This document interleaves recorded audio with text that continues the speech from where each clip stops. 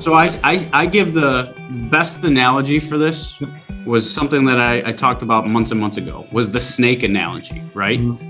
If a snake, right, and this is the common, if your executive leadership table is only focused on profits and financials, and that's the head of the snake, right, and HR is all the way at the tail, your people and your priorities are never going to be in sync. You're constantly going to be trying to find that balance, and that balance becomes very, very hard to find at that point in time. Gotcha. So exactly. I love analogies because I think they're great ways of teaching people, because there's so many things that happen in nature and that we do in our normal lives that seemingly we don't do it the second we walk into the office doors. Absolutely. So, do you think that, looking at the organization, like you mentioned those executives, right? So they're at the head of the snake, and right now HR's in the back, pulling up the back. Do you think HR is really even trained, equipped, even in a good position to take on those strategic roles? Do you feel that today's HR professionals are ready? Do you think they're the right people? And if they're not, how do we get to that point? I think they do exist, right? I think there are people that are creative, and what's interesting is typically two things. So 3 out of 5 HR practitioners would agree with what I am about to say, right? The shocking thing is, if we look at the institutions of SHRM and NHRA and some of these other organizations, I would be willing to bet of that 66.6665% of people, 90% are probably members of those foundations or institutions, right? Gotcha. Each year, they have to receive enough credit hours to keep that license. Mm-hmm. Wouldn't you think that we would look at what institutions are trading our professionals in that given field to want to enable their success in their role, to make them better business partners instead of compliance in the box professionals, right?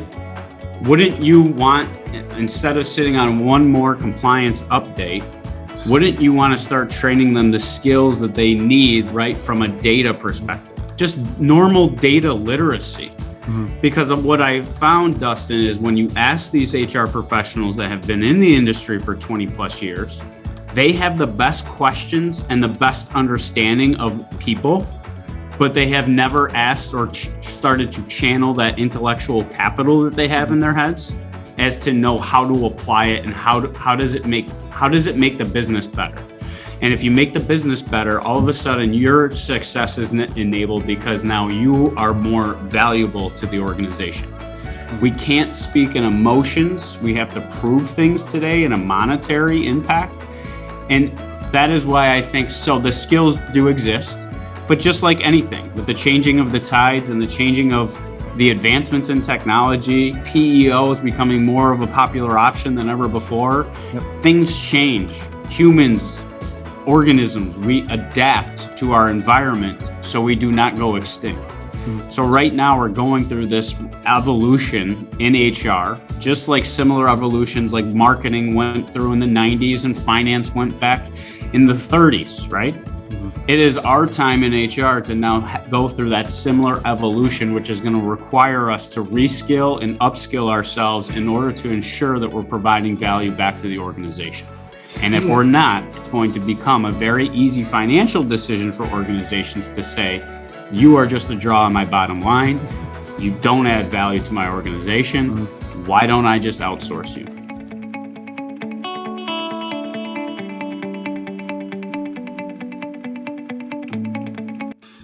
With data and analytics, what can this unlock for the profession as a whole, but also for businesses who are looking to rebound, who are looking to grow 2022? Yeah. So before we get to that, some of the most important steps are the exact same steps that you just laid out before you asked that question. One is you have to build that internal respect, the reputation, the relationships internally first at your organization today or the next organization that you plan on going to, because what I'm about to talk to here after will have no impact if they do not entrust that you can handle either to make a difference or to prove how you're making a difference. Those internal relationships, when we talk about, well, what is their definition of success and how I enable it, right, that's probably most critical, right? So I want to people skills are something HR professionals need to improve on a daily basis as well. Okay. Leadership is another area, because when we're all in the same room and maybe we have that proverbial seat at that executive table, right? But every time we speak up, no one else is listening, that seat might as well be empty. Yep.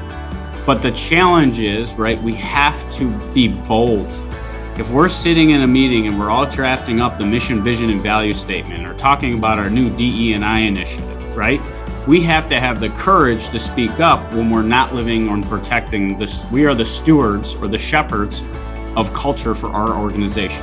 And we set the tone as to, are we living up to those values? Are we protecting these values? Because a lot of organizations are going through a marketing rebrand, throwing these up on the wall and hoping that it sticks. Just because, I don't know about you, but if I read something on a wall and then I go into the doors and I see something totally different than what I just read, then I start to distrust everything that's going on within that organization and start asking a lot of questions like, why do we do it that way? Or why is he there? Or why is she in that role? You know, we start distrusting. So before I had to give out that, because what I'm about to talk out here after, those are mission critical.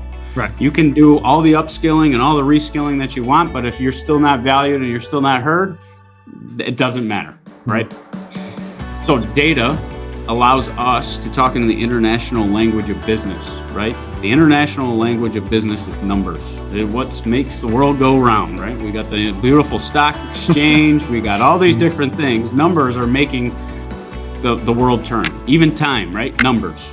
Right. So when we look at it, when HR is talking in terms like engagement and culture and retention and top talent and all these different things, what is the other side of the table that is typically financially driven here? They hear the old Charlie Brown teacher, want, want. Like they're not picking up on what they're putting down, right? Right. Yep. Even though HR professionals know if I have a fully engaged, happy employee that they're going to go above and beyond for this organization, that still does not resonate with anybody on the other side of the table, right? Okay. Because now we're moving in a direction where we need proof, right?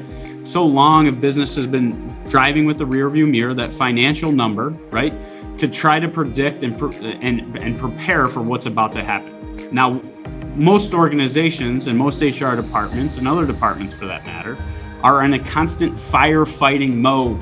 They can never get ahead. They're always fighting fires. They're not predicting, they're not preparing, they're always reacting.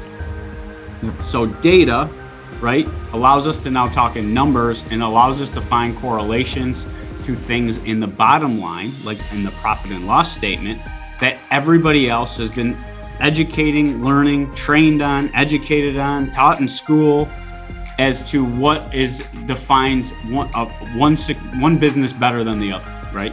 We look at that profit and loss statement and think that tells me that Google is a better company than Apple, right? Yeah. So it's a real opportunity to now say, okay, for that learning and development program, I want $50,000, and I'm going to go reassess the effectiveness of that learning and development strategy. Most people don't take that next step. They just say, oh, it's a trend. I just saw this. It worked for this company. It's got to work for us. Instead of taking it to the next level and saying, is this strategy going to pay off? Is this what our employees want? Is it even how the majority of our employees learn?